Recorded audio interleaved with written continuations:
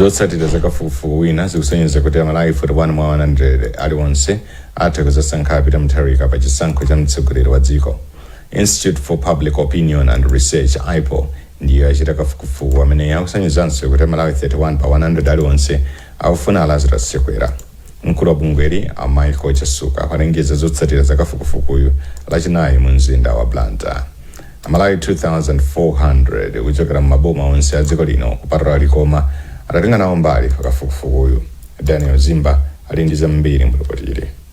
Michael Chasuka ati amalawi 16 pa 100 aliwonse sadafune kuulula mtsogoleri wa kumtima kwawo, komanso wena anali asadapange chiganizo cha mtsogoleri wa kumtima kwawo, koma anthu onsewo adali atalembetsa mkaundula wa chisankho pa nthawi ya kafukufukuyu.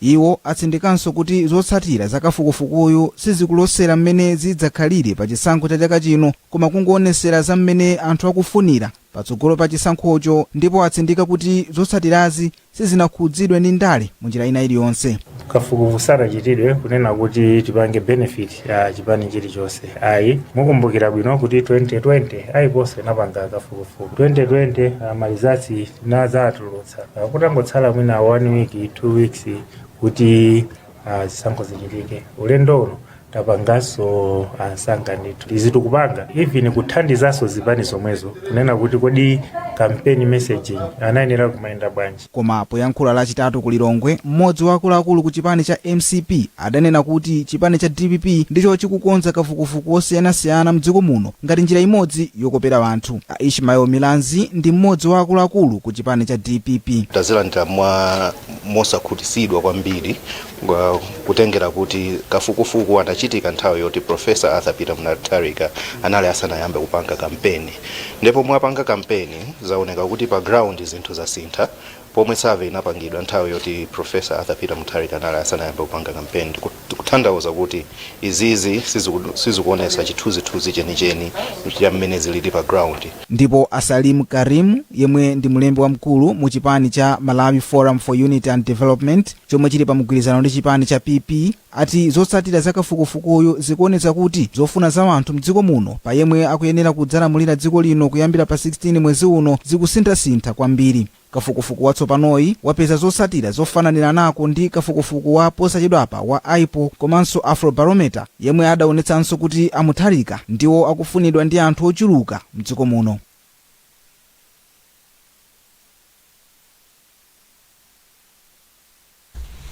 Mtsogoleri wa dziko lino Lazarus Chakwera watsekulira bwalo la zamasewero la Mwanza. Mawa ake pamwambo otsekulira bwalole Chakwera adzudzula mchitidwe oyika ndale pa chilichonse. Iwo alonjeza kuti boma lawo lipitiriza kukhazikitsa zitukuko m'madera onse a dziko lino. Isaac Salima ali ndi zambiri. Ntchito yomanga bwaloyi idayamba chaka chatha pamene mtsogoleri wa dziko linoyu adatsekulira. Pakadali pano bwaloli tsopano latha ndipo alitsekulira mwakuti lizitenga anthu okwana 10,000.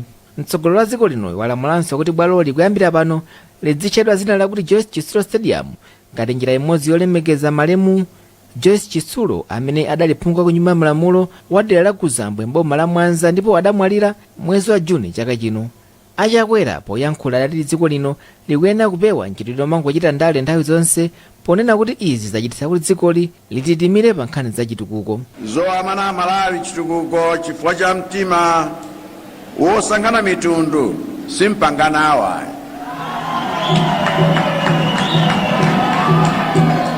Mtima womanana chitukuko chifukwa cha kusiyana mitundu kapena zipani nchomwe anthu amene amakhala ni mtima otewo sawadziwa. Chimene sadziwa nchoti chitukuko chomangidwa kumwanza si cha anthu akumwanza okhayi, koma Malawi tonse. Mawu ake nduna zamboma ang'ono Richard Chimondo Banda adathokoza mtsogoleri wa dziko linoyu kamba kosamaona nkhope komanso zigawo akamachita zitukuko. Maboma wonse mbuyo amangothawa osamanga, koma ino president mumanga misewu osati chifukwa cha voti, misewu yodalirika, misewu ya quality. Msewu wa M5 wankhotakota Baraka mpaka na ukafika kuja kunkhatabe, msewu imene imavuta. Your Excellency, it's you doing those roads. bwana ndingate ukamba zitukuko nanga ndikambe nyumba za polisi nanga ndikambe ma school block 11,000 amene mumanga dziko lino. mtsogoleri wa dziko linoyu pakadali pano wabwereranso boma la Lilongwe kukagwira ntchito zina. National Food Reserve Agency atiyakweza mtengo ogulira chimanga kwa alimi ang'onoang'ono kuchokera pa 1,100 kwacha kufika pa 1,280 kwacha pa kilogram. Izi utanthauza kuti nthambi izigula thumba la 50 kg pa mtengo wa 64,000 kwacha. Mkulu wa NFRA a George Macheka walengezanso kuti nthambi izigula chimanga kwa alimi akuluakulu pa mtengo wa 1,300 kwacha pa kilogram. Amacheka akuyankhula ndi mtolankhani wathu Brenda Akayo. Monga bungwe lomwe limasunga chimanga kunkhokwe takweza mitengo imene timagulira chimanga kuchokera kwa timati ma mega farmers kapena alimi akuluakulu amene osopano tizigula chimanga chawo pa 1,300 kwacha pa kilo. Komanso mitengo imene tugulira chimanga malo osiyanasiyana m'midzi komanso m'madepot athu takwezanso kuchoka pa 1,100 pa kilo kufika pa 1,200 kwacha 280 kwacha pa kilo. Zimene zitachita kuti amene anchimanga achilimike kubwera nacho chimanga kwa ife komanso kuti tithe kugula chimanga chochuluka choti tichisunge kuchitira kuti nthawi yoti chimanga nthawi ya njala tizatha kutulusa chimanga kuti chizathandiza Malawi. Reserve Bank of Malawi ilibe maganizo ogwetsa mphamvu za ndalama yakwacha pakadali pano kapena mtsogolomo.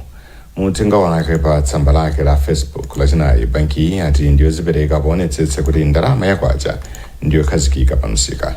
Benedette Chiwandamia afotokoza. Gavanala wa Reserve Bank of Malawi a McDonald Mafuta Mwale wati kukhazikika kwa chuma ndikotheka kudzera pokweza thumba la ndalama zakunja osati pogwetsa mphamvu ya ndalama yakwacha komwe nthawi zambiri kumadzetsa mavuto akulu a zachuma. Amwale ati popanda forex kugwetsa mphamvu yakwacha sikungakonze chilichonse ndipo chidwi cha banki ndikuonetsetsa kuti dziko lino lili ndi forex yokwanira. Ndipo katswiri pa zachuma a Marvin Banda anagwirizana ndi ganizo la Reserve Bank ponena kuti dziko la Malawi silipanga katundu okwanira ogulitsa kupita ku mayiko akunja kotero kugwetsa mphamvu ya ndalama yakwacha osati ntchito zachuma zokha komanso a Malawi amene nthawi zambiri amadalira katundu wakunja pa moyo wawo wa tsiku ndi tsiku. Takhala tikunenetsa kuyambira 2022 kuti kugwetsa mphamvu yakwacha si chinthu chimene chingathandize dziko linoli. Pa dziko linoli ni mavuto a zopanga zinthu zoti zingathe kugulitsa kunja zimene timanena kuti ma exports.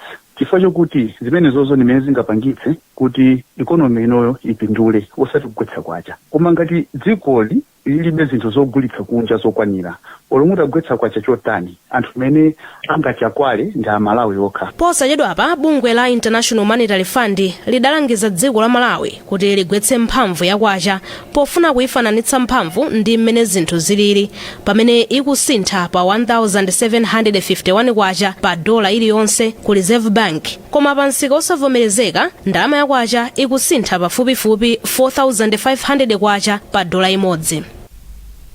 Chipatala cha Gateway Clinic mu mzinda wa Blantyre chayamba kuyeza kansa ya khomo la chiberekero. Izi kutsatira kuyikidwa kwa magetsi mu chipinda chopereka thandizo la zakulera kwa amayi yemwe akupikisana nawo pa chisankho cha kansa la mdera lachitawira Golokosa manja a Ramadan Binali ndiwo apangisa kuti izi zitheke. Mawu ake mmodzi wa amadotolo pa chipatalachi a Young Chisanga wati izi zilimbikitsa ntchito zopereka thandizo kuti ni mpasa walemba ripoti limene wawerenga mwailikoyero. Achisanga ati kukhonzedwa kwa magetsi mchipindachi kulimbikitsa ntchito yopereka thandizo pa chipatalachi. Nyumba yakhala yapanda magetsi ndithu kwa kanthawi tsopano moti timakhuzika makamaka kunkhani ya tikati tipereke ma services akulera. Mukudziwa ino kuti no munthu ukhale kuti no walondola kuti wagwira mankhwala woyenera pakuyenera pakhale powala kuti uthe kuwerenga mankhwala amene ukumpasa munthu. Tsopano chinali chapafupi kukagwira mankhwala olakwika ngati mnyumbamo munali mdima ndi kubwera kwa chithandizo ichi mnyumbayi ifeyo zatithandiza kupanga ntchito yathu kukhala yophweka. Councillor Ramadan Binali wati wagwiritsa ntchito ndalama pafupifupi 500,000 kwacha kukonza ndi kuyika magetsi mchipindachi. Ntchito imene tabwera kudzagwira pano ndi ntchito yokhazikitsa kapena kuyika magetsi mu rumu imene mukuona kumbuyo kwathuyi, rumu imene imathandizira kwambiri zokhuza azimayi. So nthawi zina kuti pachipatala pano pachifukwa chakusowa kwa magetsi amapeza kuti azimayi funa kuti sangathe kupanga scanning ina futi mashini ena amakanika kugwira ntchito mkatimu amabwezedwa ndi atakhala pansi in charge pano anatipeza ife kunena ngati nzika imene inakulira sona mdera lino lokuti kodi mungatithandizire kuona kubweresa magetsi apa pande chifukwa chake mwationa lero labwera kudzathandizira kuyika magetsi pano. Namwino pachipatalachi Ashantel Kalolo wati chipinda cha family planning chimathandiza amayi oposa 20 tsiku lililonse, ndipo ati chitukukochi chithandizira polimbana ndi kansa ya chiberekero. Chipinda chimenechi mulimakhala masevisi osiyanasiyana monga ngati ya cervical cancer, ndiyo ndikupanda kwa magesiku azimayi sitimayeza khomo la chiberekero kuti zengera ndi kansa. Pamene magesi abwera mu ndipo azimayi azibwera bwinobwino monga muziwa tenda ya kansa yavuta kwambiri. Ndi azimayi akambolandira treatment mwachangu zoti tendayi anthu athandizika mwachangu. Blantyre District Health Office idatsegula chipatala cha Gateway kuti ichepetse kuchulukwana kwa odwala ofuna kulandira thandizo ku Queen Elizabeth Central Hospital.